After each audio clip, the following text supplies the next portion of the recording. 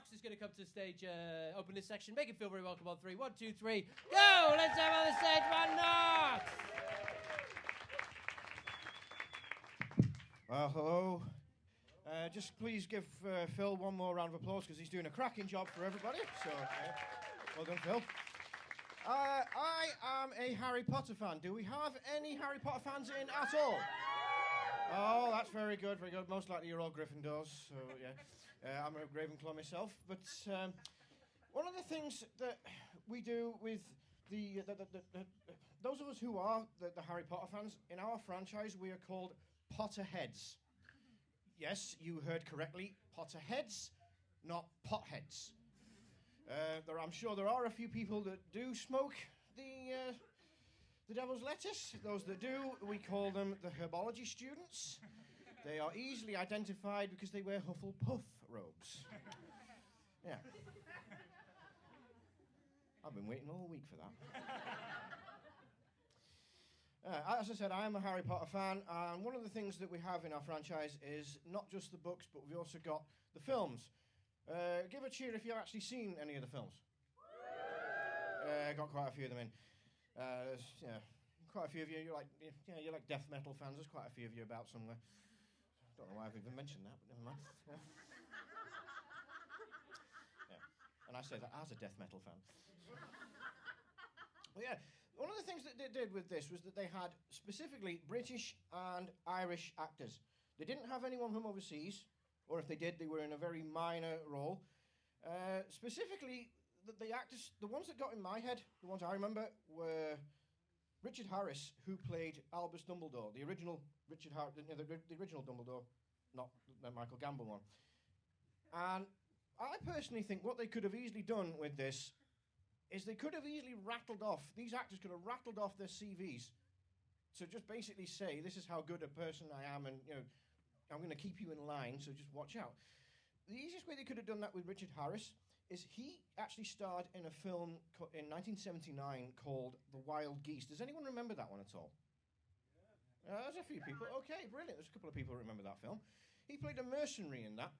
And the first thing he does in the Harry Potter films is he stands up after everyone's been sorted and he says, I have a few start-of-term notices I wish to announce. Yes, I'm sure you do. Never mind the fact that that the third floor corridor is out of bounds to anyone, or that if you go into the Forbidden Forest, you're likely going to get ripped to shreds by something that's in there.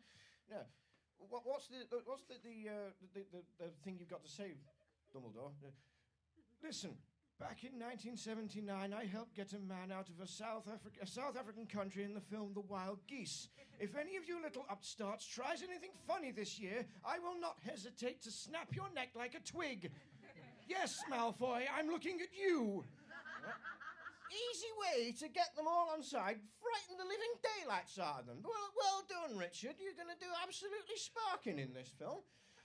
Another actor that we had in this was Alan Rickman. Everyone's heard of him, right? Yeah, we've all heard of Alan Rickman. Plays Professor Snape. Again, could have rattled off his CV as soon as he gets into that classroom. There'll be no foolish wand-waving or silly incantations in this class. And I warn all of you now, if you do not pass this class, I will take you from the highest tower and drop you from it, like what happened to me in Die Hard. So don't screw about, Harry. I am watching you. Again, that is one way to get everyone on side. Yeah. And then we have Warwick Davis. Little guy. This guy. About this tall. Plays Professor Flitwick. And the thing he says in these films is... the thing he says in it is... yeah, cheers. Laughing at dead air. Wonderful. Yeah. The thing he says in this film is... one of a wizard's most rudimentary skills is levitation, or the ability to make objects fly. Yes. How do you explain that we do this? Well... back in the 1980s, I played a little Ewok, this size, and I fought against the Empire, and all we did to defeat them was use sticks and stones and ropes. I guarantee I will do the exact same thing here in this class if you don't pass. You will be flying round here because I will be launching you from trebuchets if I have to. Okay, another way to get us on side. Well done, mates. I'm a little bit terrified of the faculty now. Can I just go to bed, please? Again, perfect way to get us all on side. And then we've got the herbology student, which was Miriam Margold. I personally think the best one we could have had for that was David Attenborough. He'd have been perfect for that role. Exactly, he would have been perfect for that role. You know, it appears we have found a rare breed of cabbage.